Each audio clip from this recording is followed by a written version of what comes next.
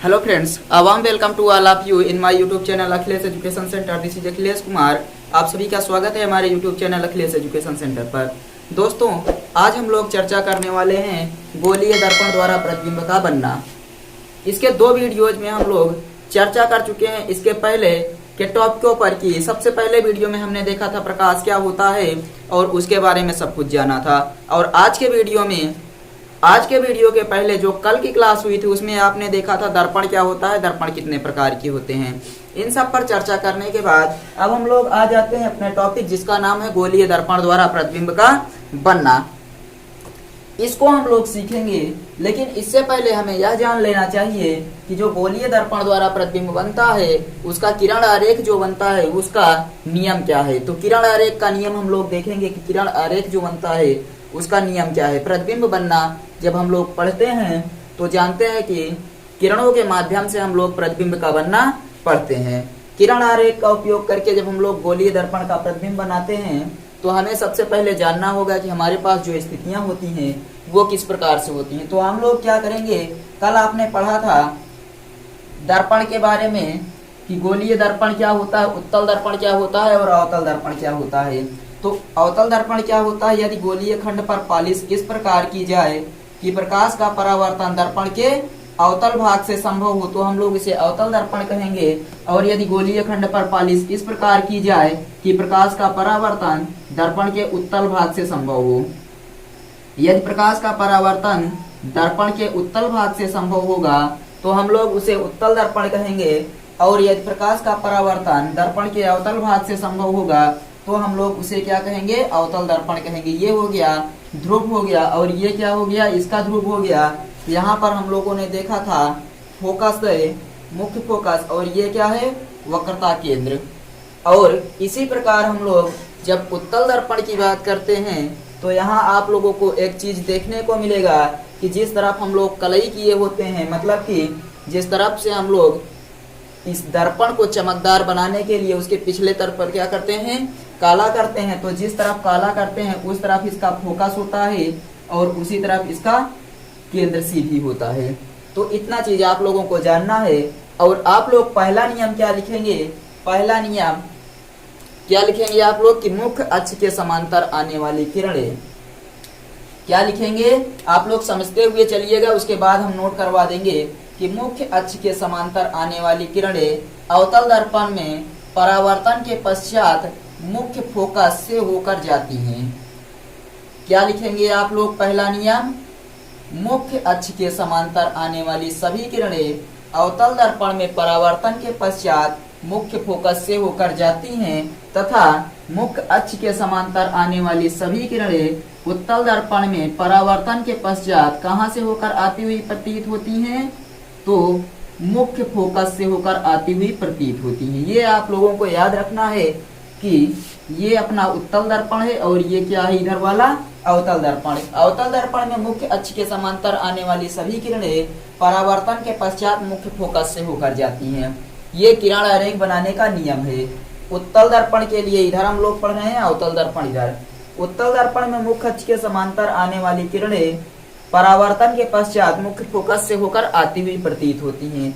ये हो गया पहला नियम दोनों के लिए, पहला नियम। दूसरा नियम हम लोग देखेंगे अब, ये अपना है अवतल दर्पण जिसका द्वारक बनाया गया है M1 और M2, आई थिंक आपको दिख रहा होगा। और ये अपना हो गया P दर्पण का ध्रुव, ये हो गया मुख्य फोकस और वक्रता केंद्र।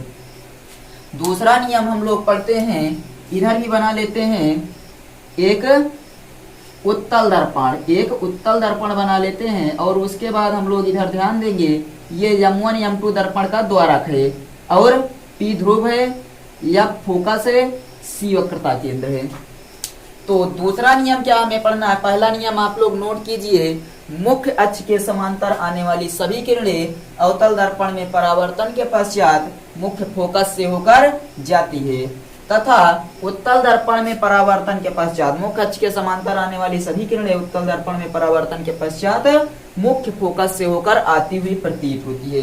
दूसरा नियम, यदि हम लोग किरणों को इस प्रकार भेजते हैं कि जो किरणें हैं वो मुख्य फोकस से होकर जाएं, आप लोग लिखेंगे कि मुख्य फोकस से होकर जाने वाली सभी किरणें मुख्य फोकस से होकर जाने वाली सभी किरणें अवतल दर्पण में परावर्तन के पश्चात मुख्य अक्ष के समांतर हो जाती हैं तथा मुख्य फोकस, देखिए इधर आप लोग ध्यान देंगे, यहाँ क्या कह रहा है, मुख्य फोकस से होकर जाने वाली सभी किरणें अवतल दर्पण में परावर्तन के पश्चात मुख्य अक्ष के समांतर हो जाती हैं। साथ ही साथ यहाँ पर आप लोग लिखेंगे कि मुख्य अक्ष की ओर आती हुई सभी किरणें, मुख्य अक्ष की ओर आती हुई सभी किरणें उत्तल दर्पण में परावर्तन के पश्चात मुख्य अक्ष के समांतर हो जाती हैं।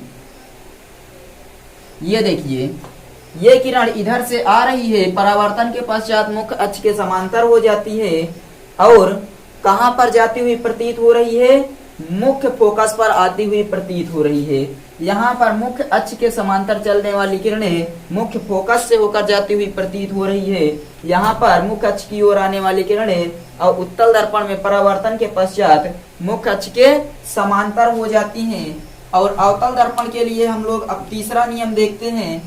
एक अवतल दर्पण हम लोग इस बार भी लेंगे और साथ में क्या करेंगे, मानेंगे M1 M2 दर्पण का द्वारक है, P दर्पण का ध्रुव है, M1 M2 दर्पण का द्वारक है और P दर्पण का ध्रुव है। तो हम लोग क्या कहते हैं यहाँ पर, और साथ में मान लेते हैं यहाँ पर जो F है वो मुख्य फोकस और C क्या है, वक्रता केंद्र। इधर भी उसी प्रकार मानेंगे कि एक उत्तल दर्पण है हमारे पास जिसका द्वारक है M1 M2, दर्पण का ध्रुव P, फोकस F और वक्रता केंद्र C है। ध्यान दीजिएगा यहाँ पर हमें क्या पढ़ना है, वक्रता केंद्र से होकर जाने वाली किरणें, वक्रता केंद्र से होकर जाने वाली किरणें अवतल दर्पण में परावर्तन के पश्चात अपने मार्ग में वापस लौट आती है। वक्रता केंद्र से होकर जाएगी तो ये जिधर से जा रही है उधर से ही वापस हो जाएगी। और यहाँ पर क्या बताया जाता है कि वक्रता केंद्र की ओर आती हुई किरणें, देखिए वक्रता केंद्र की ओर आती हुई किरणें उत्तल दर्पण में परावर्तन के पश्चात अपने मार्ग में वापस लौट जाती है। इतना चीज ध्यान देंगे। हम लोग यहाँ पर तीन चीजों को पढ़े हैं। सबसे पहले क्या लिखेंगे, इधर क्या है, सभी नियम अवतल दर्पण के लिए, ये क्या है अवतल दर्पण और ये उत्तल दर्पण। तो यहाँ लिख लीजिएगा अवतल दर्पण के लिए, अवतल दर्पण के लिए आप लोगों को लिखा दिया जा रहा है, यहाँ पर लिखिएगा उत्तल दर्पण के लिए, उत्तल दर्पण के लिए नियम है ये किरण आरेख बनाने का नियम। तो सबसे पहला नियम यहाँ पर लिखाया गया, यहाँ पर आप लोग ध्यान दीजिएगा, मुख्य अक्ष के समांतर आने वाली सभी किरणें, क्या लिखेंगे, मुख्य अक्ष के समांतर। आप लोग पहले किरण आरेख बना लीजिएगा ताकि आप सब आसानी से लिख सकें। मुख्य अक्ष के समांतर आने वाली सभी किरणें, आने वाली सभी किरणें, यहाँ आप लोगों ने लिखा है अवतल दर्पण के लिए, इसलिए हम यहाँ बार बार अवतल दर्पण नहीं लिखेंगे, लिखेंगे मुख्य अक्ष के समांतर आने वाली सभी किरणें परावर्तन के पश्चात, परावर्तन के पश्चात, ये पहला नियम है, मुख्य फोकस से होकर जाती है, मुख्य फोकस से होकर जाती है। ये पहला नियम है कि मुख्य अक्ष के समांतर आने वाली सभी किरणें अवतल दर्पण में परावर्तन के पश्चात मुख्य फोकस से होकर जाती हैं तथा उत्तल दर्पण में, तथा उत्तल दर्पण में क्या होता है, उत्तल दर्पण में परावर्तन के पश्चात, परावर्तन के पश्चात मुख्य फोकस, मुख्य फोकस से होकर आती हुई प्रतीत होती हैं, से होकर आती हुई प्रतीत होती हैं। ये आपके समझ में आ गया होगा। तो हम लोग अब दूसरे नियम पर चलते हैं और देखते हैं दूसरा नियम। आई थिंक आप लोगों के लिए नीचे जगह होगी, एक बार चेक कर लेते हैं तब आपको नीचे बताते हैं। चलिए हम लोग नीचे देखते हैं। ये जो दूसरा आरेख बनाया गया इसके कहने का मतलब क्या है, तो मुख्य फोकस से होकर जाने वाली सभी किरणें, लिखेंगे आप लोग मुख्य फोकस से, मुख्य फोकस से होकर जाने वाली सभी किरणें क्या होता है, परावर्तन के पश्चात मुख्य अक्ष के समांतर हो जाती हैं। आप लोग इसको लिख लीजिएगा कि मुख्य फोकस से होकर जाने वाली सभी किरणें अवतल दर्पण में परावर्तन के पश्चात मुख्य अक्ष के समांतर हो जाती हैं। और यहाँ पर क्या लिखाया गया है कि मुख्य फोकस की ओर आती हुई प्रतीत होने वाली किरणें, देखिए मुख्य फोकस की ओर यहाँ पर आती हुई प्रतीत हो रही है, यहाँ से आ रही है। क्या हो रहा है, मुख्य फोकस की ओर आती हुई प्रतीत होने वाली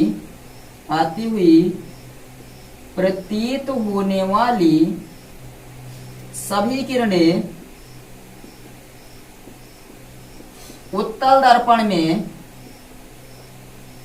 उत्तल दर्पण में परावर्तन के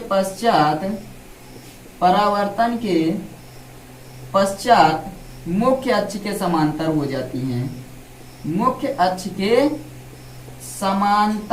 जाती हैं। इसको याद रखिएगा। इस वाले किरण आरेख का मतलब है ये कि मुख्य फोकस की ओर आती हुई प्रतीत होने वाली सभी किरणें उत्तल दर्पण में परावर्तन के पश्चात मुख्य अक्ष के समांतर हो जाती हैं। तीसरा नियम ये है, तीसरा नियम हम लोग यहाँ लिखते हैं, वक्रता केंद्र से होकर जाने वाली किरण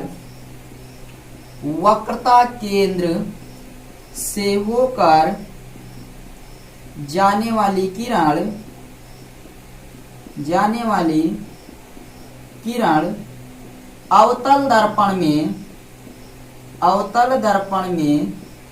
परावर्तन के पश्चात अपने मार्ग में वापस लौट जाती है।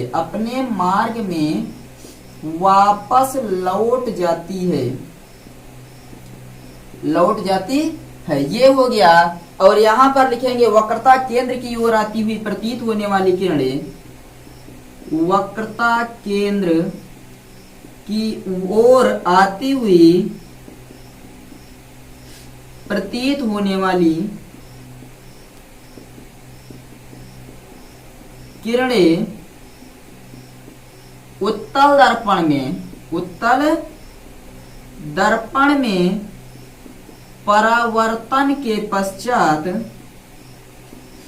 परावर्तन के पश्चात अपने मार्ग में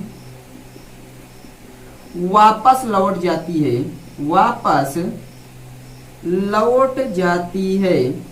इसको आप लोग जल्दी से नोट कर लीजिए या फिर स्क्रीनशॉट ले लीजिए।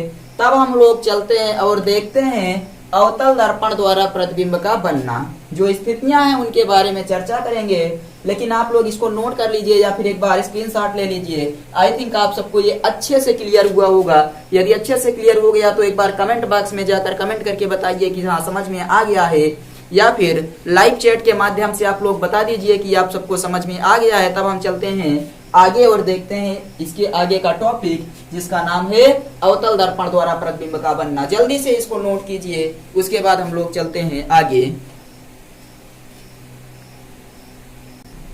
तो चलिए अब हम लोग देखते हैं अवतल दर्पण द्वारा प्रतिबिंब का बनना। इसको हम लोग किस प्रकार पढ़ेंगे और कितने आरेख बनाकर पढ़ेंगे। तो ये 6 स्थितियों में प्रतिबिंब बनाता है। सभी स्थितियों को हम लोग यहाँ पर दर्शाएंगे और उनके बारे में विस्तृत चर्चा करेंगे। चलिए हम लोग सबसे पहली स्थिति लिखते हैं, जब वस्तु कहाँ पर हो, अनंत पर हो।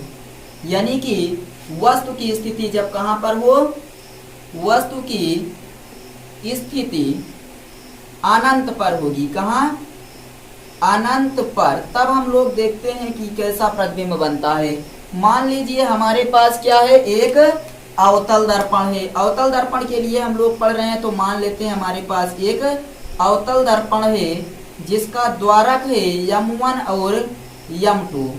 यहाँ से हम लोगों ने एक किरण, ये दर्पण का ध्रुव है, ये मुख्य अक्ष है, ये दर्पण का ध्रुव, ये फोकस है, और यहाँ पर क्या है, वक्रता केंद्र।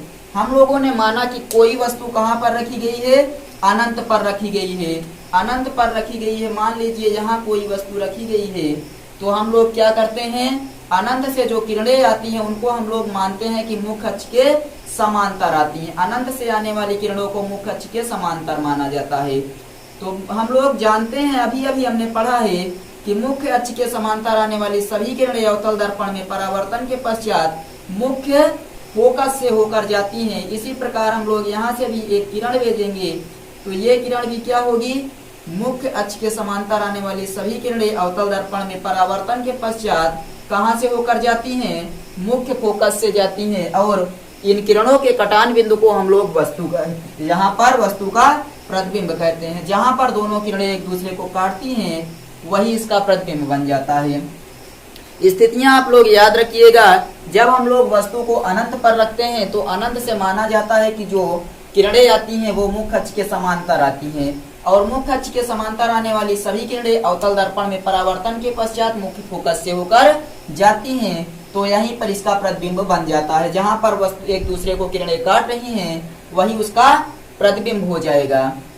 अब आप लोग ध्यान दीजिए, ये जो प्रतिबिंब बना है इसके आकार आकृति के बारे में चर्चा कर लेते हैं।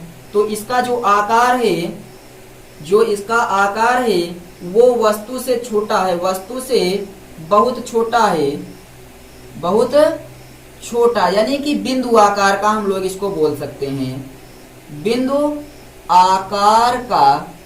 और ये जो प्रतिबिंब है ये कैसा बना है, यदि हम लोग बात करें इसका, जो यहाँ पर जो प्रतिबिंब बना है ये कैसा बना है, तो ये प्रतिबिंब उल्टा है, वस्तु से बहुत छोटा है, वास्तविक है, वास्तविक प्रतिबिंब है। और कहां पर है, दर्पण के सामने, दर्पण के सामने। ये स्थितियां हैं नंबर 1 के लिए। 1 नंबर के लिए ये स्थिति है, जब वस्तु अनंत पर होगी तो मुख्य अक्ष के समांतर आने वाली सभी किरणें अवतल दर्पण में परावर्तन के पश्चात मुख्य फोकस से होकर जाती हैं, और जहां पर ये किरणें एक दूसरे को काटती हैं वही प्रतिबिंब बन जाता है।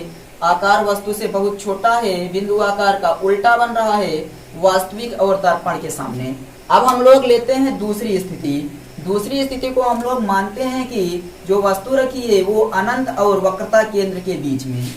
इस बार वस्तु कहाँ होगी, अनंत और वक्रता केंद्र के बीच, अनंत और वक्रता केंद्र के बीच इस बार हम लोग अपनी वस्तु को रखने वाले हैं। तो हम लोग क्या बनाएंगे, यहाँ पर एक छोटा सा अवतल दर्पण बना लेते हैं और मान लेते हैं ये जो दर्पण का द्वारक है वो M1 और M2 है, दर्पण का ध्रुव P है, इसका फोकस F है, वक्रता केंद्र C है। वस्तु इस बार हम लोगों ने यहाँ अनंत है C और इसके बीच में कहीं पर भी वस्तु को रखा है। तो यहाँ से भी हम लोग क्या करेंगे, किरण को भेजेंगे। एक किरण मुख्य अक्ष के समांतर आएगी, एक किरण जो है वो मुख्य अक्ष के समांतर आएगी। और आप लोगों को पता है कि जो किरणें मुख्य अक्ष के समांतर आती हैं वो अवतल दर्पण में परावर्तन के पश्चात कहाँ से होकर जाती हैं, तो मुख्य फोकस से होकर जाती हैं। आप लोगों ने इसको पढ़ा है। और दूसरी किरण जो हम लोग भेजेंगे यहाँ पर B नंबर में, दूसरी किरण वक्रता केंद्र से भेजेंगे। और आप लोगों को पता है कि अवतल दर्पण में जो किरण वक्रता केंद्र से होकर जाती है वो दर्पण में परावर्तन के पश्चात अपने मार्ग में वापस लौट आती है। और जहां पर किरणें एक दूसरे को काट रही हैं वही बन रहा है प्रतिबिंब। O डैश वस्तु है, इसका प्रतिबिंब I डैश वहीं पर बन जा रहा है, यहाँ पर भी वही बन रहा है। तो आप लोग जब पूछा जाए आपसे कि वस्तु अनंत और वक्रता केंद्र के बीच रखी हो तो इस प्रकार का आरेख बनाइएगा। पहली किरण मुख्य अक्ष के समांतर आएगी जो मुख्य फोकस से होकर जाएगी, और दूसरी किरण वक्रता केंद्र से होकर जाएगी और अपने मार्ग में वापस लौट जाएगी। इसके आकार की बात करते हैं, इसके आकार, तो ये भी वस्तु से छोटा है, वस्तु से छोटा। जो प्रतिबिंब है उसका आकार वस्तु से छोटा है, जो प्रतिबिंब है ये उल्टा बना है, वास्तविक है, वास्तविक प्रतिबिंब है और दर्पण के सामने है, दर्पण के सामने। ये स्थितियां आपको याद रखना है, इतना ही हमें पढ़ना है। तीसरा हम लोग क्या करेंगे, इस बार वस्तु को हम लोग रखेंगे वक्रता केंद्र पर। वस्तु कहां पर होगी, वक्रता केंद्र पर। जब हम लोग वस्तु को वक्रता केंद्र पर रखेंगे तो इसके लिए चलिए हम लोग किरण आरेख बना लेते हैं। एक छोटा सा बनाएंगे अवतल दर्पण, और उसके बाद इस दर्पण का हम लोग मानेंगे कि द्वारक क्या है, M1 M2 है, और यहाँ पर P ध्रुव है, यहाँ पर F क्या है, मुख्य फोकस है, और C क्या है, वक्रता केंद्र है। और आप लोगों को जो बताया गया उसके अकॉर्डिंग आप सब जानते हैं कि जब वस्तु एक किरण हम लोग मुख्य अक्ष के समांतर भेजते हैं तो मुख्य अक्ष के समांतर जाने वाली सभी किरणें अवतल दर्पण में परावर्तन के पश्चात मुख्य फोकस से होकर जाती हैं। और दूसरी किरण आप लोगों ने पढ़ रखा है कि जो किरणें मुख्य फोकस से होकर जाती हैं अवतल दर्पण में परावर्तन के पश्चात, जो किरणें मुख्य फोकस से होकर जाती हैं वो अवतल दर्पण में परावर्तन के पश्चात क्या हो जाती है, मुख्य अक्ष के समांतर हो जाती हैं। ध्यान दीजिएगा, आप लोगों ने ये नियम पढ़ा है कि नहीं कि मुख्य फोकस से होकर जाने वाली सभी किरणें अवतल दर्पण में परावर्तन के पश्चात मुख्य अक्ष के समांतर हो जाती हैं। यहाँ आप लोग इसको माप करके बनाइएगा, कुछ इस प्रकार से बनेगा, और ये जहां पर काट देगा वही क्या हो जाएगा, इसका प्रतिबिंब। ओ डैश रखी वस्तु का प्रतिबिंब आई डैश बन रहा है। इस बार जो स्थितियां हैं उनके बारे में हम लोग चर्चा करेंगे। तो इसका जो आकार है, आकार पर हम लोग बात कर लेते हैं। आकार है वस्तु के बराबर, इस बार प्रतिबिंब क्या बन रहा है, वस्तु के बराबर बन रहा है, और क्या है, उल्टा है, वास्तविक है, वास्तविक है, और दर्पण के सामने है, दर्पण के सामने। इन सब पर आप लोग चर्चा कर रहे हैं। और आई थिंक आप सबको ये समझ में आ रहा है कि इस बार वस्तु जब हम वक्रता केंद्र पर रखते हैं उसका प्रतिबिंब उसी के नीचे बनता है। मुख्य अक्ष के समांतर जाने वाली सभी किरणें परावर्तन के पश्चात मुख्य फोकस से होकर जाती हैं, और मुख्य फोकस से होकर जाने वाली किरण अवतल दर्पण में परावर्तन के पश्चात मुख्य अक्ष के समांतर हो जाते हैं। इस बार हम लोग क्या रखेंगे, वस्तु C और F के बीच। अगली स्थिति क्या है अपनी, तो वस्तु की जो स्थिति होगी वो वक्रता केंद्र, इसको आप लोग और पास में कर लीजिए। इस बार हम लोग वस्तु को जो रखने वाले हैं वक्रता केंद्र और मुख्य फोकस के बीच में, उल्टा बन रहा था, वास्तविक था, और क्या था, वस्तु से वास्तविक था, और दर्पण के सामने। अगली स्थिति पर हम लोग जब चर्चा करते हैं तो आप लोग ध्यान देते रहिएगा। अगली स्थिति जो है अपनी वो है वस्तु को कहाँ रखेंगे, वक्रता केंद्र और मुख्य फोकस के बीच में। वक्रता केंद्र और मुख्य फोकस के बीच, मुख्य फोकस के बीच में यहाँ पर हम लोग इस बार वस्तु को रखेंगे। चलिए हम लोग यहाँ बनाते हैं एक अवतल दर्पण। इस बार हमारा अवतल दर्पण तैयार हो गया है बनकर। ये है M1 M2 दर्पण का ध्रुव यानी कि द्वारक, और P दर्पण का ध्रुव है, F फोकस है, C वक्रता केंद्र। इस बार हम लोगों ने कहां पर वस्तु को रखा है, C और F के बीच में। यदि हम लोग C और F के बीच में वस्तु को रखते हैं तो यहाँ से हम लोग किरण जो डालेंगे वो पहली किरण जाएगी मुख्य अक्ष के समांतर। मुख्य अक्ष के समांतर जाने वाली सभी किरणें अवतल दर्पण में परावर्तन के पश्चात मुख्य फोकस से होकर जाती हैं। ये आप सबको पहले से पता है। आप सबको क्या पता है कि जो किरणें मुख्य अक्ष के समांतर जाती हैं वो क्या होती हैं, अवतल दर्पण में परावर्तन के पश्चात कहां से होकर जाती हैं, तो अवतल दर्पण में परावर्तन के पश्चात मुख्य फोकस से होकर जाती हैं। दूसरी किरण हम लोग डालेंगे मुख्य फोकस से।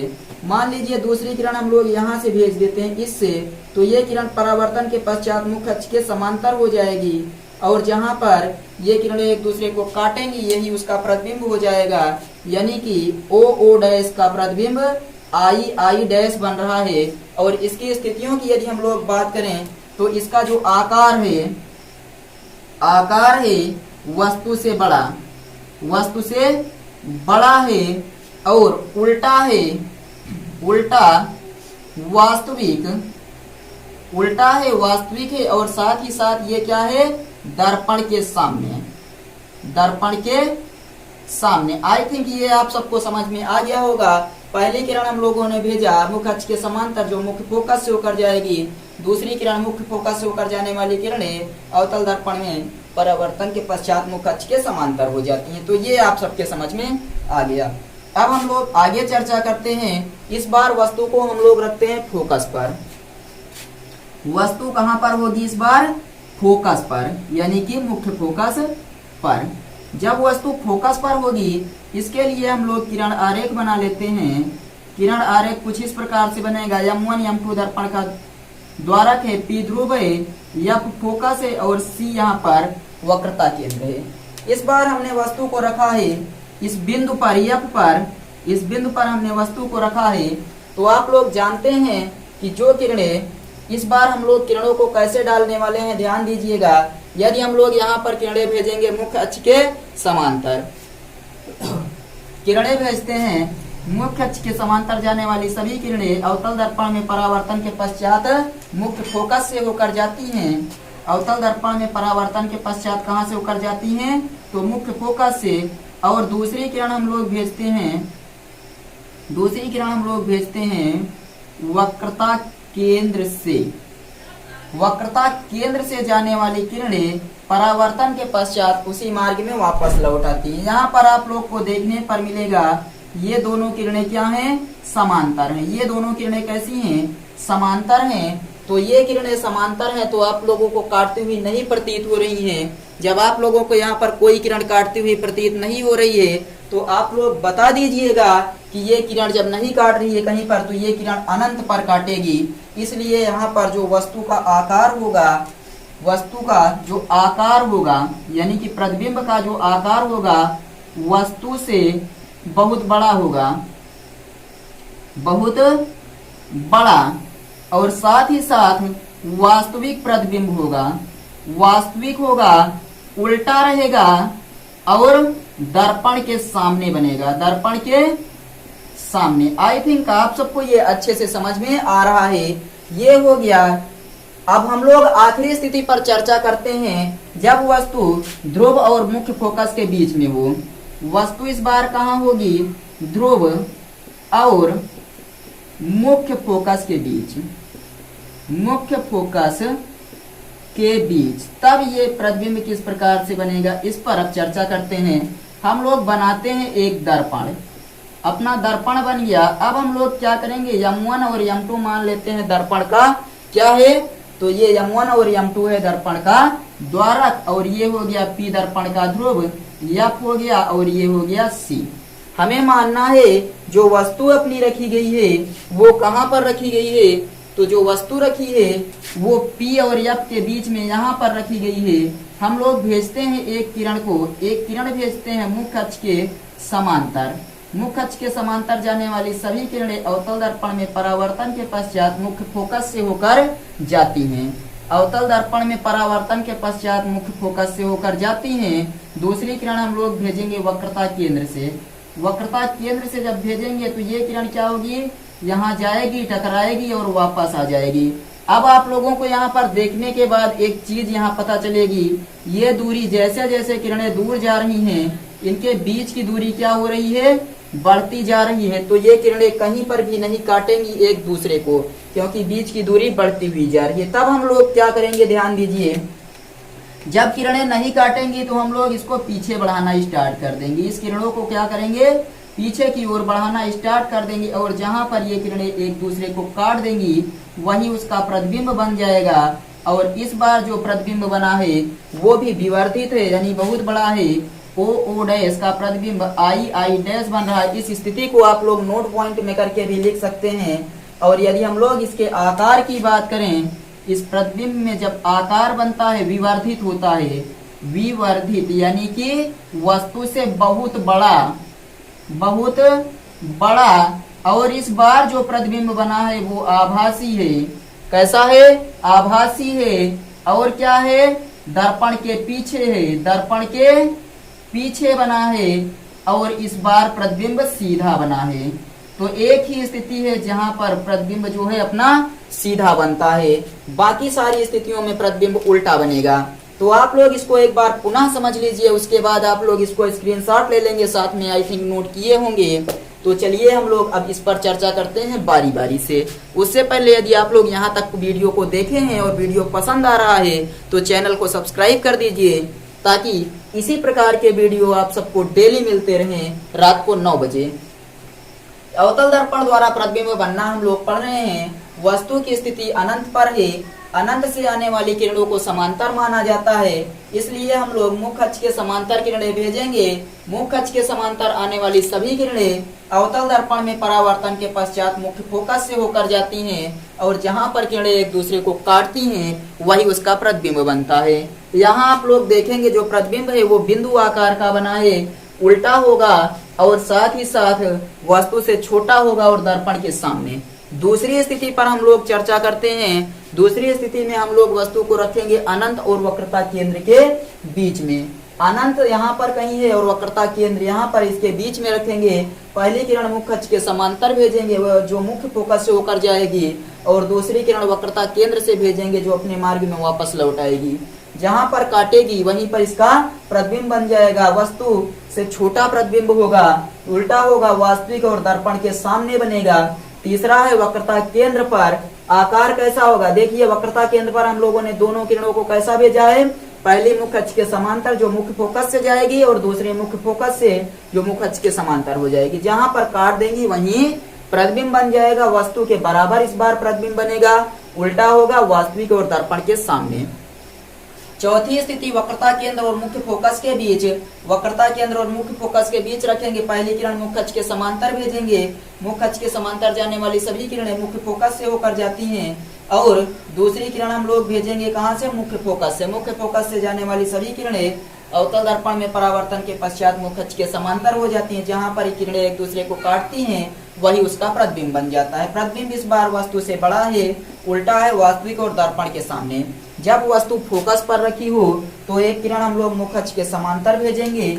यहाँ देखिए ये किरण मुख्य अक्ष के समांतर है जो मुख्य फोकस से होकर जा रही है। दूसरी किरण हम लोग भेजेंगे वक्रता केंद्र से जो टकरा कर परावर्तन के पश्चात अपने मार्ग में वापस लौट आएगी। इस बार वस्तु का प्रतिबिंब बहुत बड़ा बनेगा, वास्तविक होगा, उल्टा होगा और दर्पण के सामने कहां पर प्रतिबिंब बनेगा, तो अनंत पर प्रतिबिंब बनेगा। अनंत पर इस बार प्रतिबिंब कहां पर बनेगा, अनंत पर प्रतिबिंब बन रहा है, दर्पण के सामने, अनंत पर दर्पण के सामने। आखिरी स्थिति है ध्रुव और मुख्य फोकस के बीच में। वस्तु ध्रुव और मुख्य फोकस के बीच में रखी जाएगी। तो इस बार क्या होगा, जो प्रतिबिंब है वो इस प्रकार हम लोग किरणें भेजेंगे। पहली किरण मुख्य फोकस से होकर जाएगी परावर्तन के पश्चात, दूसरी किरण वक्रता केंद्र से भेजेंगे तो उसी मार्ग में वापस लौट आएगी। यहाँ देखने पर पता चलता है कि दूरियां बढ़ती हुई प्रतीत हो रही हैं, इसलिए ये किरणें कहीं पर नहीं काटेंगी, इसलिए हम लोग इसको पीछे की तरफ बढ़ाएंगे। जब हम लोग पीछे बढ़ाएंगे ये प्रतिबिंब बन जाएगा आई आई डैश। और आप लोग याद रखिएगा जब हम लोग किरणों को अपने आप से बढ़ाते हैं तब यहाँ पर आभासी प्रतिबिंब बनता है। ये प्रतिबिंब वस्तु से बड़ा है, सीधा है, दर्पण के पीछे है। तो जल्दी से एक बार स्क्रीनशॉट ले लीजिए और उसके बाद कमेंट करके बताइए कि आप सबको समझ में आ गया है लाइव चैट के माध्यम से। तब हम लोग बढ़ते हैं आगे और देखते हैं उत्तल दर्पण द्वारा प्रतिबिंब का बनना। जल्दी से इसको नोट कीजिए और उसके बाद फिर कमेंट करके बताइए कि आप लोगों ने नोट कर लिया है। तब हम बढ़ते हैं आगे। तो चलिए अब हम लोग देखते हैं उत्तल दर्पण द्वारा प्रतिबिंब का बनना। उत्तल दर्पण द्वारा प्रतिबिंब बनाने की दो स्थितियां हैं जिन पर हम लोग चर्चा करेंगे। हमारे पास सिर्फ दो ही स्थितियां हैं।